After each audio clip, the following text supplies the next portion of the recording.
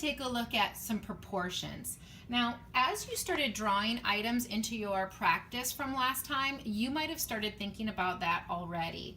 You might have just noticed from our practice papers when we started drawing our objects that our objects that are farther away are going to be smaller and higher on the page, and objects that are going to be closer to us are larger and at the bottom of the page. So especially when you look at these trees, does that mean that these trees are going to be bigger than the trees that are back here? Well, no, these are just closer to us. So today we're going to be talking a little bit about proportion, making objects in the right spot, the right size. There's some different sizes that don't make any sense. Like the person looks way too small compared to the chicken because it just doesn't make sense. When you're looking at these sculpture items on a beach, they're way too big compared to the people because in real life faucets aren't that big. So these are like some non-examples of what we're going to be doing or what we're going to be trying for when we do our outer space picture. So now I want you to take your chalks and I want you to start drawing. You can use some of the same images that you used onto your practice paper when you made your outer space landscape. If you like some of the things that you drew, go ahead and use them onto this paper.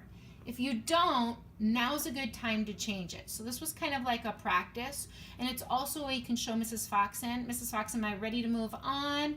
And do I need more detail, or what are your thoughts? And we can converse about what you have before you move on.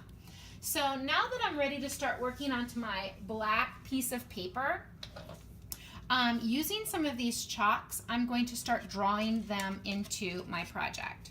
So I loved the idea of having some of my aliens going off the edge of the paper. I liked the way that looked.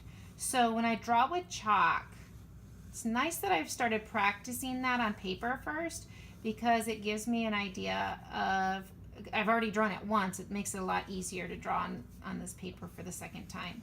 I'm trying to draw these objects with lots of detail because they're up close. I'm trying to draw these objects big. They can go off the edge of the paper because they're so close. And the other thing that I wanted to show you is that I am coloring these things in. I do not see through my alien.